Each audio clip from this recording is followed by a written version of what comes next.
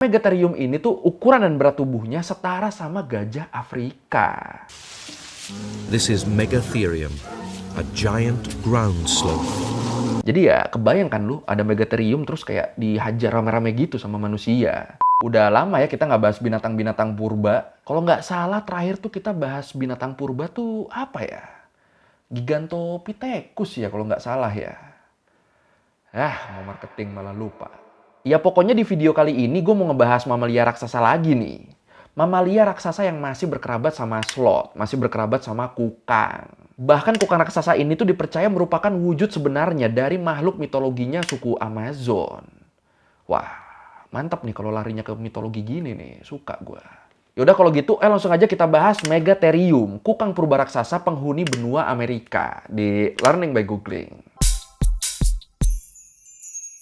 Oke, sebelum kita bahas gimana binatang ini bisa jadi hewan mitologis, kita kenalan dulu nih sama si Megatherium ini. Kalau menurut Britannica, Megatherium ini merupakan spesies kukang tanah terbesar yang pernah hidup di bumi. Buat yang mungkin belum tahu, keluarga kukang tanah sendiri tuh masih berkerabat dekat sama kukang, atau bisa disebut juga sloth, terus sama anteater, sama armadillo. Masih kerabat tuh mereka. Tapi walaupun banyak kerabat yang masih bisa kita temuin sampai sekarang, tapi kukang tanah, termasuk Megatherium ini, mereka tuh sekarang udah dinyatakan punah. Aduh, sayang banget ya. The giant ground sloth was an animal that once roamed the grasslands of South America 10,000 years ago. Kalau menurut The National History Museum, fosil Megatherium tuh pertama kalinya ditemukan di tepi sungai Luyan, Argentina, di tahun 1787. Waktu itu, seorang paleontolog bernama Fray Manuel de Torres jadi orang pertama yang nemuin fosil kukang tanah raksasa ini. Tapi waktu itu Manuel Torres tuh belum tahu, dia belum bisa ngidentifikasi ini tuh sebenarnya fosil binatang apa. Sampai akhirnya fosil-fosil yang ditemuin sama Manuel Torres ini dikirim ke Cabinet of National History di Madrid. Dan setelah beberapa tahun ada di Spanyol, fosil ini tuh akhirnya menarik perhatian seorang paleontolog bernama George Cuvier. Nah, sama George Cuvier inilah si fosil dari Argentina tadi tuh diteliti. Dan dibandingin tuh anatomi fosilnya sama anatomi binatang-binatang yang ada sekarang. Sampai akhirnya dia berkesimpulan kalau fosil ini merupakan fosil seekor kukang. Tapi punya ukuran tubuh yang jauh lebih besar dari kukang yang kita tahu sekarang. Emang sebesar apa? Nih, masih menurut National History Museum, kukang yang kita kenal sekarang tuh ukurannya tuh relatif kecil. Panjang tubuhnya rata-rata nggak nyampe 1 meter, dan dengan bobot cuma sekitar 5 kilo aja. Sedangkan Megatherium, dia nih ukuran badannya bisa sampai 10 kali lebih besar dari kukang sekarang. Dengan bobot bisa mencapai 4 ton. Iya, bisa dibilang Megatherium ini tuh ukuran dan berat tubuhnya setara sama gajah Afrika. Kebayangkan lo kan, kukang tapi gajah. Ini kan gila ya.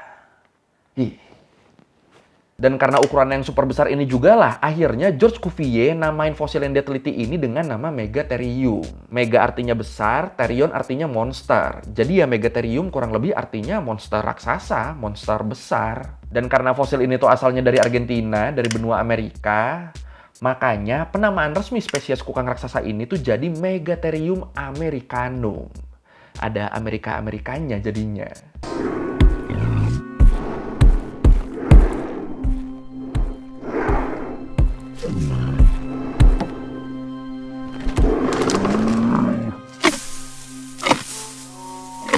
Nah, yang harus kita ingat, walaupun Megatherium ini tuh masih berkerabat dekat sama kukang yang kita tahu sekarang, tapi bisa dibilang cara hidup mereka tuh beda banget. Beda gimana? Kan kalau sloth atau kukang modern yang kita kenal sekarang kan dia ini kan tergolong binatang arboreal ya. Binatang yang ngabisin banyak waktunya di pepohonan. Nah, kalau Megatherium, dia ini kan salah satu jenis kukang tanah ya. Salah satu jenis ground sloth. Dan kukang tanah tuh dia bukan binatang arboreal. Dia binatang terestrial. Binatang yang aktivitasnya lebih dominan di atas tanah. Jadi walaupun bentuk tubuhnya mirip banget sama kukang modern, punya cakar yang panjang, terus moncong mulutnya kecil, tapi dua binatang ini tuh bisa dibilang punya pola hidup yang beda banget. Dan ya perbedaan ini emang wajar sih, soalnya kan spesies kukang tanah tuh emang relatif lebih besar dibanding kukang pohon. Makanya ukuran badan yang besar ini jelas bakal bikin kukang tanah kesulitan buat gerak bebas dan beraktivitas di atas pohon. Tumbang semua itu pohon bisa-bisa. Apalagi kalau Megatherium, segede gajah masa mau naik pohon. Dan walaupun bentuk fisik Megatherium sekilas mirip banget sama kukang modern, tapi fungsi anggota tubuhnya tuh ternyata punya beberapa perbedaan. Misalnya nih, yang paling mencolok tuh cakarnya. Ya emang Megatherium sama kukang modern tuh sama-sama punya cakar panjang. Bedanya, kalau kukang modern manfaatin cakarnya tuh buat bergerak di dahan-dahan pohon. Nah, kalau Megatherium, kemungkinan besar dia pakai cakar panjangnya tuh buat motong dan ngambil dedaunan di pohon dan di semak-semak. Ya beda itu jadi ya, yang satu buat gerak di pohon, yang satu lagi buat motong-motongin daun di pohon. Terus yang asik nih menurut gua, ilmuwan juga menduga kalau Megatherium ini tuh bisa berdiri dengan dua kaki belakangnya untuk waktu yang cukup lama.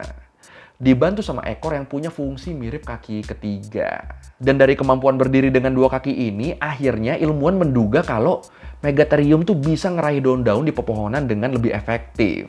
Dan kemungkinan mereka ini lebih pemilih dibanding herbivora lain yang nggak punya kemampuan berdiri pakai dua kaki. Kan kalau yang cuma bisa jalan 4 kaki gitu kan mau nggak mau dia cuma bisa makan yang ada di bawah aja ya. Nggak mungkin dia ngambil yang di atas-atas. Nah kalau Megatherium karena dia bisa berdiri kan dia nggak mau tuh makan makanan yang di bawah.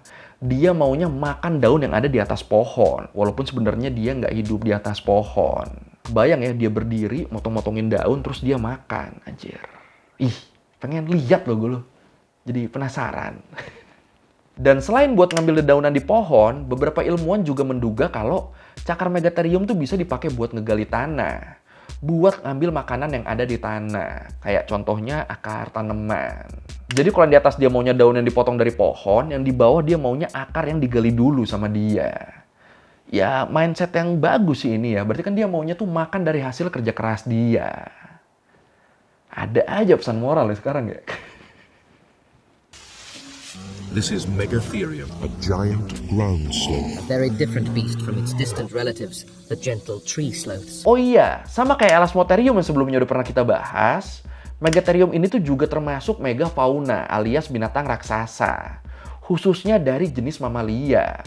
Megafauna yang pernah nguasain bumi di masa Pleistosen. Apa tuh masa Pleistosen? Masa Pleistosen tuh salah satu masa di zaman purba dulu, yang rentang waktunya tuh kira-kira 2,5 juta tahun yang lalu sampai sekitar 11 ribuan tahun yang lalu. Dan di masa ini juga lah, manusia purba pertama muncul di bumi. Dan yang menarik nih, walaupun Megatherium ini jadi salah satu spesies yang berkuasa di bumi di masa Pleistosen, tapi kalau menurut jurnal yang ditulis sama Pierre-Antoine Saint-André sama Gerardo de Luis, disebut di situ kemungkinan besar Megatherium pertama tuh udah eksis sejak masa Pilosen, sekitar 3,5 juta tahun yang lalu. Jadi walaupun Megatherium ini berkuasanya di masa Pleistosen, tapi sebenarnya dia udah ada sejak zaman Pilosen. Atau dengan kata lain, sebelum eranya mamalia raksasa nguasain bumi, si Megatherium ini udah eksis duluan nih. Jadi di era Pleistosen dia masuknya senior banget ini. Oh iya, masa Pleistosen ini juga dikenal sebagai masa di mana suhu bumi tuh ngalamin fluktuasi yang lumayan ekstrim. Dan ini bikin bumi beberapa kali ngalamin zaman es. Makanya nggak heran banyak banget satwa di masa itu yang nyebarnya tuh di wilayah tropis. Karena mereka nyari wilayah yang hangat kan, yang dinginnya nggak ekstrim-ekstrim banget. Termasuk di sini Megatherium ini. Yang jadi satwa endemik di sekitar wilayah tropis Amerika Selatan. Kayak Bolivia, Uruguay, sama Argentina. Dan sebenarnya selain di Amerika Selatan, di Amerika Utara juga ditemuin sejenis kukang tanah yang masih satu famili sama Megatherium. Namanya Eremotherium. Nah, Eremotherium ini tuh kemungkinan besar dia merupakan Megatherium yang tadinya tinggal di selatan, tapi terus bermigrasi ke wilayah Amerika Utara waktu Great American Interchange. Apa tuh Great American Interchange? Simpelnya, Great American Interchange ini adalah fenomena migrasi besar-besaran fauna dari Amerika Selatan ke Amerika Utara dan sebaliknya, waktu dua benua ini mulai terhubung. Buat yang mungkin belum tahu, jadi dulu Amerika Utara sama Amerika Selatan tuh nggak nyatu kayak sekarang. Dulu tuh Amerika Utara sendiri, Amerika Selatan sendiri. Makanya dua wilayah ini tuh akhirnya punya satwa khasnya masing-masing. Tapi terus di sekitar 2,7 juta tahun yang lalu terjadi aktivitas vulkanik yang intens banget di antara dua benua ini.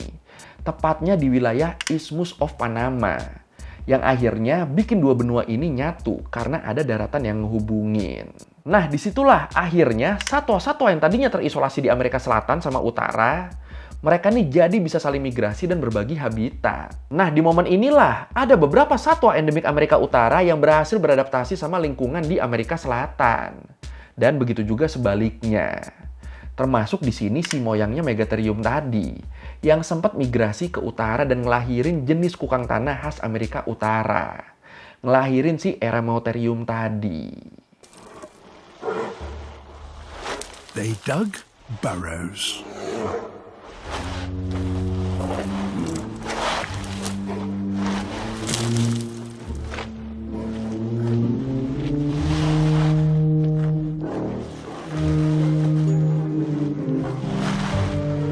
Dan kayak yang udah kita bahas tadi, manusia tuh pertama kali muncul tuh ya di masa Pleistosen ini. Masa dimana megafauna kayak Megatherium tuh hidup di bumi. Atau kalau mau lebih spesifiknya, manusia mulai hadir di bumi tuh di akhir-akhir masa Pleistosen. Bahkan sekitar 12.000 tahun yang lalu, manusia tuh bisa dibilang mulai mencapai masa jayanya. Dengan ngembangin berbagai teknologi dan budaya yang makin kompleks. Tapi sayangnya keberadaan manusia di sini tuh bisa dibilang jadi salah satu faktor yang bikin banyak megafauna, termasuk Megatherium ini akhirnya punah dari bumi. Aduh, lagi-lagi nih ya. Manusia. Jadi, kalau menurut penelitian yang dilakukan sama Karina Ciskoyan dan timnya, mereka nemuin beberapa tulang Megatherium yang kelihatan abis dibantai gitu. Dan menurut mereka bisa dipastikan bekas pembantaian ini adalah bekas penggunaan alat yang dipakai manusia. Jadi ya kebayangkan lu ada Megatherium terus kayak dihajar rame-rame gitu sama manusia. Nah itu bekas-bekasnya kelihatan tuh di situ. Wih, kejam ya gila.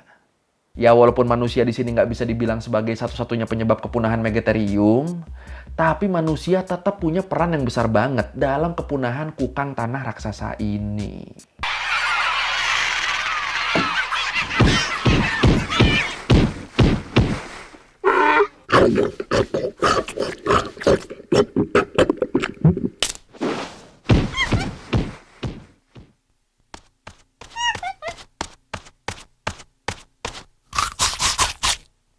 Hungry?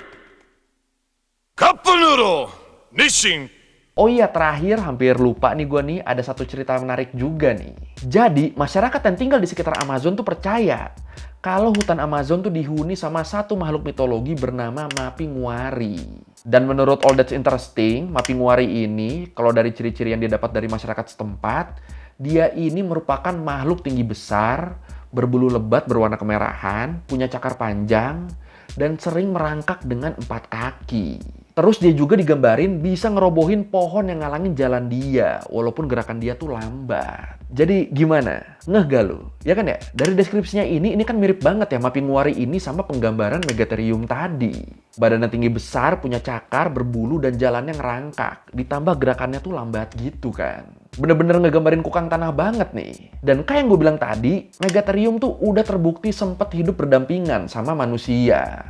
Makanya di sini mungkin banget nih kalau Megatherium tuh akhirnya jadi inspirasi penggambaran makhluk mitologi di Amazon sana. Jadi inspirasinya Mapinguari. Bahkan nih beberapa warga juga dilaporin sempat ngelihat penampakan makhluk yang diduga Mapinguari. Wah, ini kalau sampai bener seru sih ya. Soalnya gue ngarepnya masih ada Megatherium ini. Pengen lihat gue ngarepnya.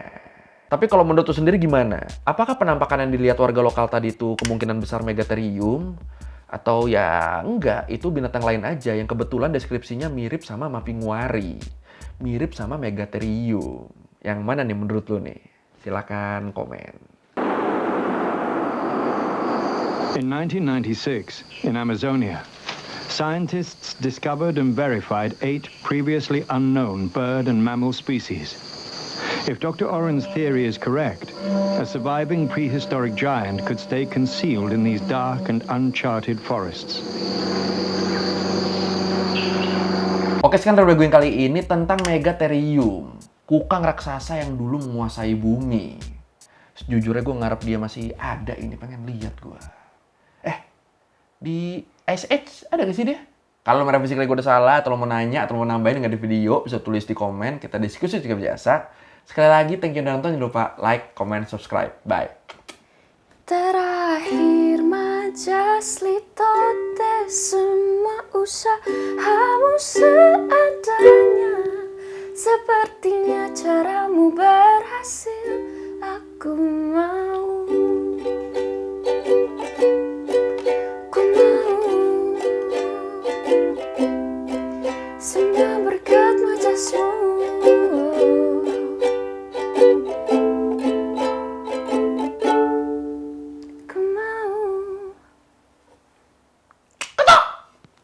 Kasih tau dong lagu Majas sudah ada Hey, di Spotify. Lagu Majas sudah ada di Spotify, Apple Music, Ya. Oh, IG, TikTok. Apa lagi? Udah. Udah. Makan ini nih jadi api lu.